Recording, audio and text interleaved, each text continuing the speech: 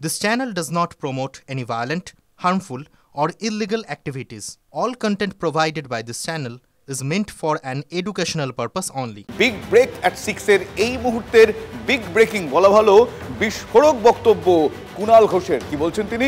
বলছেন ভুল, সবই ভুল। আরজিকর কাণ্ডে একের পর এক ভুল স্বীকার শাসক শিবির এবং প্রশাসনিক মহলে।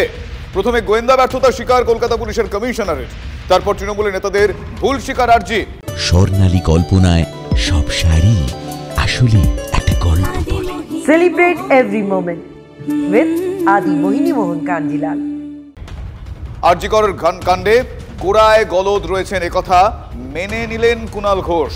তিলোত্তমার দেহ উদ্ধারের পর একের পর এক ভুল পদক্ষেপ হয়েছে বলছেন কুণাল ঘোষ, স্বীকার করে নিয়েছেন তৃণমূল নেতা। একেবারে এ যেন ভুলের সারি, একটার পর একটা ভুল স্বীকার তৃণমূল কংগ্রেসের। কি বলছেন শোনাব আপনাদের। এমন দু একটা পদক্ষেপ হয়ে গিয়েছে যে পদক্ষেপে মানুষ ভুল বুঝছেন এবং বাম রামের চক্রান্তে সেই ভুল বোঝাটাকে বিকৃত রাজনৈতিক কুৎসায় নিয়ে যাওয়া হয়েছে। যেমন প্রথম দিকে যারা দেখতে পেয়েছিলেন এই মৃতদেহটি, তারা সঠিকভাবে সঠিক তথ্য বাইরে বেরোতে দেননি এবং মুখ্যমন্ত্রীর কাছে পৌঁছতে দেননি। এই খবরটা যদি স্থানীয় কেউ বিলম্বিত করে বা বিকৃত করে, তার দায় মুখ্যমন্ত্রীর হতে পারে না। স্থানীয় স্তরে গাফিলতি ছিল, ভুল হয়েছে বলে খবর আসছে। যে অধ্যক্ষকে ঘিরে বিতর্ক সন্দীপ ঘোষ আরজিকর থেকে অপসারণের পর তড়িঘড়ি ন্যাশনালে নিযুক্ত হওয়া, এটাই মানুষ ভুল বুঝেছেন। অথচ এটার সঙ্গে এই পাপটা অকারণ তৃণমূল কংগ্রেসের গায়ে লাগছে। ভুল, সেই ভুল স্বীকার করেছেন কুণাল ঘোষ। তিনি বলছেন যে ভুল হয়েছে, কোন কোন জায়গায় ভুল বা কোন কোন জায়গায় মানুষ ভুল বুঝছেন সেটা তিনি বলছেন। অন্যদিকে সেমিনার হল, সেই সেমিনার হল অক্ষত। সেমিনার হলের পাশে সংস্কারের কাজের নির্দেশ দিল কে? এ প্রশ্ন তুলছেন কুণাল ঘোষ। শোনাই আপনাদের। সেদিন রাতে যদিও অকুস্থল সেমিনার হল অক্ষত, কিন্তু স্থানীয় প্রশাসনের কোন নির্বোধ ওইখানে গিয়ে পিডব্লিউডিকে কাজ করতে দেয়? মানে কেন, কিসের জন্য, কেন দেবে? তার সঙ্গে তথ্য প্রমাণ লোপাটের কোনো সম্পর্ক নেই, কিন্তু অকারণ আমরা বিরোধীদের এটা দিয়ে প্রচার করার সুযোগ দিলাম। এটা সম্পূর্ণ ভুল সিদ্ধান্ত হয়েছে। ওই দিনই ভাঙচুর করতে যাওয়ার কি দরকার ছিল? ফলে এই ধরনের ভুল ত্রুটিগুলো মানুষ একটু নেতিবাচকভাবে নিয়েছেন।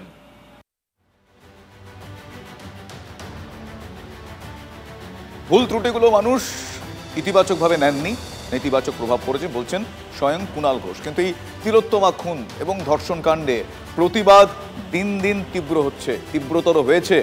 তবে 14 তারিখ রাতে আপনারা জানেন আরও একটা ঘটনা ঘটে, অন্য মাত্রায় নিয়ে যায় এই আন্দোলনকে। সেই ঘটনা বেশ কিছু প্রশ্ন সামনে আনে। আরজিকর হাসপাতালে হামলা হয় সেদিন। একটা শান্ত আন্দোলনে তাণ্ডবের ঘি সেদিন কারা ঢেলেছিল? রাজনৈতিক তরজার পারদ এ বিষয় নিয়ে সপ্তমে চড়ে। এপক্ষ ওপক্ষ একে অপরের দিকে দায় ঠেলাঠেলি করে, কাদা ছোড়াছড়ি করে। ওই হামলা কোনো পরিকল্পনা ছাড়া হয়েছিল কি? এ প্রশ্ন পরিস্থিতি তুলছে। পুলিশের যদিও সেটা মনে হচ্ছে না, কিন্তু প্রশ্ন হচ্ছে কেন মনে হচ্ছে না? ওটা বিষয়টা একটু বিস্তারিতভাবে আপনারা আরও একবার দেখুন।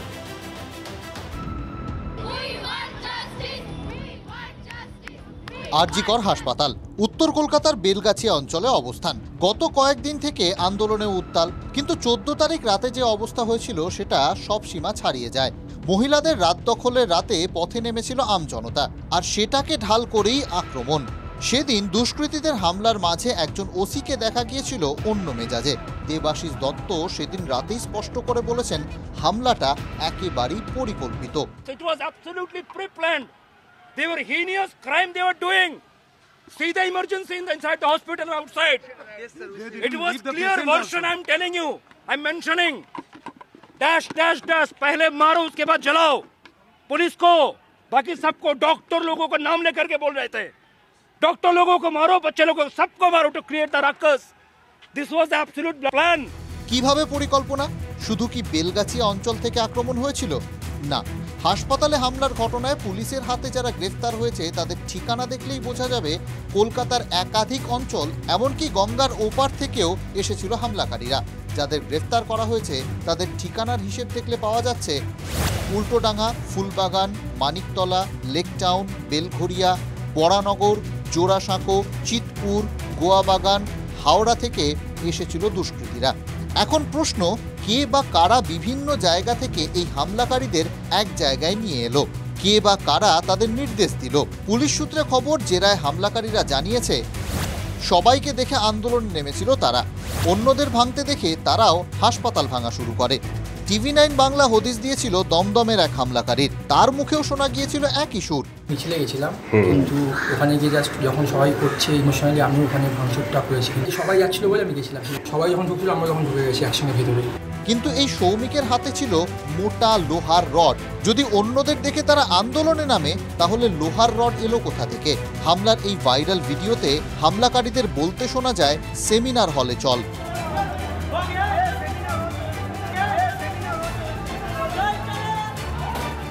সেমিনার হলে আক্রমণের পরিকল্পনা হঠাৎ করে মাথায় এলো কিভাবে? যুক্তিগুলো খুব একটা বিশ্বাসযোগ্য বলে মনে হচ্ছে কি? সূত্রের খবর, কলকাতা পুলিশের সিসিটিভি ক্যামেরাতেই ধরা পড়েছে আরজিকর চত্বরের একটি গলিতে প্রায় 50টি বাইক ছিল। সেখানে কয়েকজন ট্রান্সজেন্ডারের উপস্থিতিও পাওয়া যায়। পাশাপাশি হামলার পর লরিতে করে হামলাকারীদের পালানোর ছবিও ধরা পড়ে। পুলিশ সূত্রে খবর, হামলাকারীদের বাড়ির ঠিকানা ধরেই এগোবে তদন্ত। আর তাতেই নাকি জানা যেতে পারে কমন সূত্রটা কোথায়, মাথাটা কে। Bureau report, TV9 Bangla. একটা একটা করে দিন পার হচ্ছে, রহস্য কিছুতেই কাটছে না, বরং এই গোটা ঘটনা নিয়ে যে ধোঁয়াশা তৈরি হয়েছে সেই ধোঁয়াশা বেড়েই চলেছে। এবার সামনে এসছে তিলোত্তমার ডায়েরির কথা। রোজ তিলোত্তমার ডায়েরি লিখতেন, তার অভ্যাস ছিল। ঘটনার রাতেও কিছু লিখেছিলেন তিনি। প্রশ্ন হচ্ছে, কি লিখেছিলেন তিলোত্তমা? তার ডায়েরিতে তিনি সেই রাতের ঠিক আগে কি লিখেছিলেন? কারণ ডায়েরি তো মনের কথা বলে। তিলোত্তমার ডায়েরি কি নতুন কোনো রহস্যের দরজা খুলে দিতে পারে? এ প্রশ্ন উঠছে। রহস্য আরো আছে।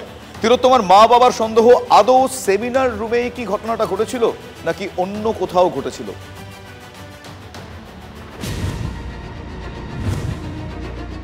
এক সপ্তাহ পার হয়ে গেছে, কিন্তু তিলোত্তমাকে ধর্ষণ ও খুনের ঘটনায় এখনো ধোঁয়াশা কাটছে না। আরজি করে তুমুল অশান্তির রাতেও সংবাদ মাধ্যমের ওপর দোষ চাপিয়ে কলকাতার পুলিশ কমিশনার বলেছিলেন মূল অভিযুক্তকে গ্রেপ্তার করা হয়েছে। My men have worked day and night to detect this case, to collect evidences. They collect the best of evidences. The main accused has been arrested. কিন্তু ধৃত সঞ্জয় রায় কি মূল অভিযুক্ত? সেই প্রশ্নের উত্তর যদিও এক সপ্তাহ পরেও কাটেনি। তিলোত্তমার মা এখনো চিৎকার করে বলছেন, সিএম এসেই বলেছেন যে আসল দোষী ধরা পড়ে গেছে বললেই আমি বলেছি না, আমি ওকে আসল দোষী মনে করছি না দিদি। আসল দোষী ও, যদি বাইরের ভেতরের কেউ না থাকলে ও কি করে জানলো রাতে আমার মেয়ে সেমিনার রুমে রয়েছে? ম্যাডাম তখন মাথা নিচু করে বললেন, ওই পুলিশকে বললেন যে এটা আমারও কোশ্চেন। একজনের দ্বারা, মানে আমার মেয়ের বডি দেখে যা মনে হয়েছে একার দ্বারা কিছুতেই সম্ভব না। এবং মানে ফরেনসিক ডিপার্টমেন্টের অনেক ডক্টররাও এসেছেন আমার বাড়িতে, তারাও বলেছেন একার দ্বারা কিছুতেই সম্ভব না। কে মূল অভিযুক্ত? কে খবর দিয়েছিল তিলোত্তমা সেমিনার রুমে আছে? কার নির্দেশ পেয়ে সেমিনার রুমে গেছিল ধৃত সঞ্জয়? সন্তান হারানো মায়ের কথাটা উড়িয়ে দেওয়া যায় কি? একটু পিছনে ফিরে তাকানো যাক। তিলোত্তমার বাবা মায়ের সঙ্গে দেখা করার পর মুখ্যমন্ত্রীর মুখেও শোনা গেছিল সন্দেহ ভেতরের কেউ থাকতে পারে। এবং আমি চাই পুলিশ যত তাড়াতাড়ি সম্ভব দোষীদের গ্রেপ্তার করবে। আর রবিবার পর্যন্ত যদি তারা কুল কিনারা করতে না পারেন, কারণ ভেতরেও তো অনেকে আছে, তাহলে এই কেসটা আমরা আমাদের হাতে রাখবো না। কিন্তু এখানেই তো শেষ নয়। তিলোত্তমার বাবার সন্দেহ যে আরো একটা বিষয় নিয়ে, ঘটনাটা সেমিনার রুমেই ঘটেছিল নাকি অন্য কোথাও। প্রশ্নের কারণ তথ্য প্রমাণ লোপাটের চেষ্টার অভিযোগ। আমার মেয়েকে যে এখন তো মনে হচ্ছে ওখানে যে মার্ডার করেছে এর কোনো মানে একটু সন্দেহ প্রকাশ করছে। অন্য ঘরে হতে পারে, হতে পারে, তার জন্যই হয়তো প্রমাণ লোপাটের চেষ্টা। সেই ধোঁয়াশা কাটতে পারে একটা ডায়েরিতে, তিলোত্তমার ডায়েরি।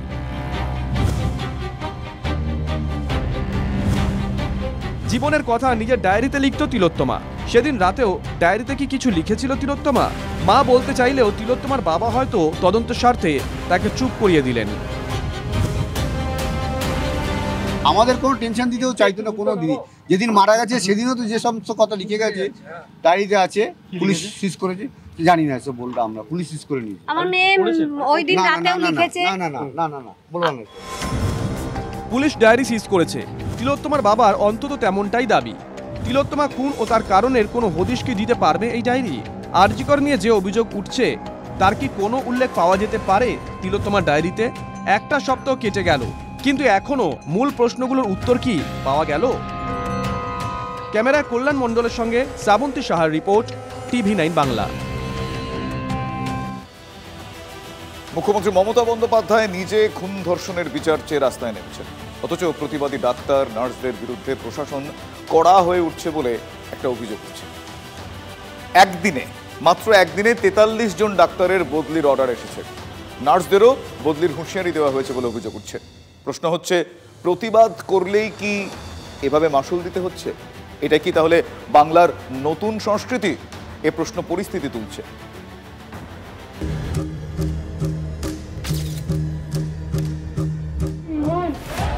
আর.জি. কর নিয়ে আন্দোলনের মধ্যেই 43 শিক্ষক চিকিৎসকের বদলি। সরকারি সেই বিজ্ঞপ্তি নিয়েও জোর বিতর্ক। বদলির কোপে পড়া বেশ কয়েকজন চিকিৎসক তিলোত্তমার হয়ে বিচার চেয়ে সরব হয়েছিলেন সন্দীপ ঘোষের বিরুদ্ধেও। অভিযোগ উঠছে প্রতিবাদে সামিল হওয়ার খেসারত গুনতে হলো চিকিৎসকদের। ये तालिबानी फतवा है पश्चिम बंगाल की सरकार का, जो मीडिया के माध्यम से ही मुझे प्राप्त हुआ है कि किस प्रकार से इस बेटी के लिए, न्याय के लिए आवाज उठाने वाले 43 डॉक्टर्स को पश्चिम बंगाल की सरकार ने ट्रांसफर करने का निर्देश दे दिया है। যদিও বিরোধীদের অভিযোগ খারিজ স্বাস্থ্য ভবনের। স্বাস্থ্যকর্তাদের দাবি, বদলি প্রক্রিয়া শুরু হয় 2 মাস আগেই বদলির ফাইলে প্রশাসনিক অনুমোদন। একদিনে 43 শিক্ষক চিকিৎসক বদলির অর্ডার। নার্সদেরও ছাড় নেই বলে অভিযোগ। আন্দোলনে সামিল নার্সদের ভিডিও করে রাখার ফরমান জারি স্বাস্থ্য ভবনের।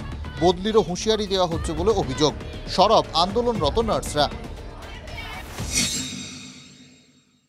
স্বাধীনতার মধ্যরাতে হামলার শিকার হয়েছিলেন নার্সরা, আর সেই জন্যই বৃহস্পতিবার থেকে তারা জোরদার আন্দোলনে শুরু করেছেন।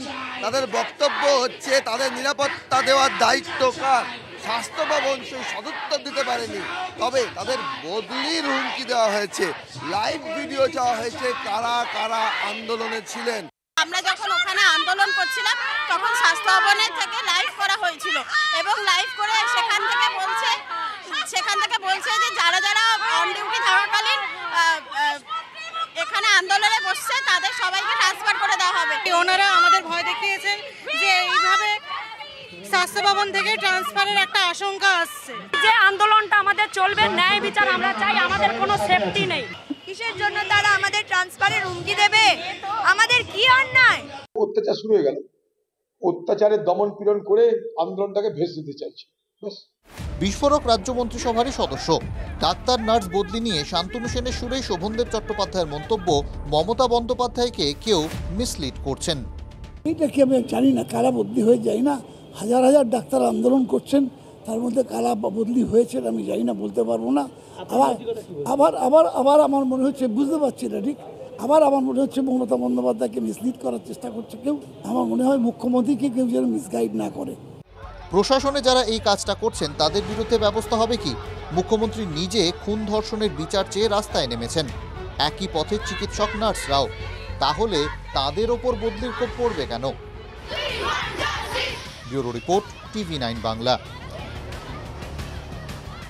রবিবার হওয়ার কথা ছিল ইস্টমোহন ডার্বি, বাঙালির বড় ম্যাচ, কিন্তু সেটা হচ্ছে না।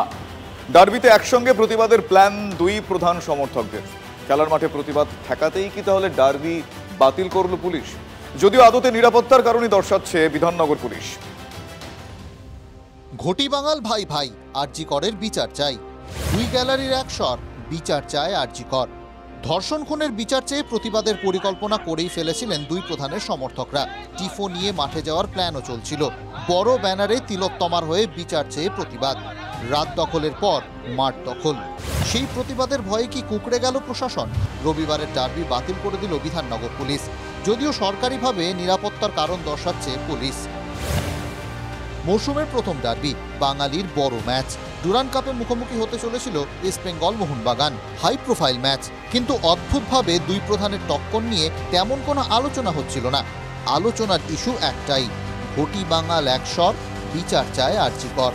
প্রতিবাদের ঢেউ আরজি কর থেকে গ্যালারিতে পৌঁছে যাওয়া যখন সময়ের অপেক্ষা মনে হচ্ছিল, ঠিক তখনই পিছু হটল প্রশাসন। দীর্ঘ বৈঠকের পর ঠিক হয় ডার্বি হবে না, ডুরান্ড কাপটাই আর কলকাতায় হবে না। টুর্নামেন্ট বদলি হয়ে চলে যাচ্ছে জামশেদপুরে। একটা ডাক্তারকে যে নিরাপত্তা তার হসপিটালে তার কর্মক্ষেত্রে নিরাপত্তা দিতে পারে না, তার কাছে তো ম্যাচের কোনো গুরুত্বই নেই। আমি 90 সাল থেকে মাঠ করছি, আজকে কোনো দিনের জন্য দেখিনি কি এমন ইস্যু ছিল কালকে যেটা নিরাপত্তা জনিত। কোন মনমান ইসবল ম্যাচে 16 আগস্ট 1980 সালের পর আর কোন মনমান ইসবল ম্যাচে যেরকম ঝামেলা, কালে আর কিচ্ছু নয় যে কালকে প্রোটেস্ট হতো দু তরফ থেকে, যেটা কোনোদিন হয়নি। এটা ভুল সিদ্ধান্ত, এটা পুলিশ দেয়া যাবে না। পুলিশ আমাদের অন্য জায়গা থেকে তুলে এনেও কাল চ্যালেঞ্জ নিয়ে ডার্বিটা করানো উচিত ছিল। আমরা বলবো ব্যর্থ করো, আবার আমরা নিজেই বড় ম্যাচ বন্ধ করব, এ দুটো কী করে একসঙ্গে হবে? আমরাই বলবো ব্যর্থ করো, সব চালু রাখো, আর আমরাই বলবো যে বড় ডার্বি বন্ধ করো, এ দুটো কী করে একসঙ্গে হতে পারে? মমতা ব্যানার্জির রাজত্বে খেলা হবে, দিবস পালন হবে, কিন্তু আসল খেলা হবে না। ঘটি বাঙাল এক স্বর, আরজি কর। খেলার মাঠে হাজার হাজার ক্রীড়ামোদীরা ওই অসহায় মেয়েটার জন্য বিচার চাইবে বলে মমতা ব্যানার্জি ভয় পেয়েছেন। প্রতিবাদের ঝড় তো গোটা দেশেই উঠেছে, ঘরের কাছেই জামশেদপুর। প্রতিবাদের ছোঁয়াচ কি আদৌ এড়ানো যাবে? Bureau report, TV9 Bangla.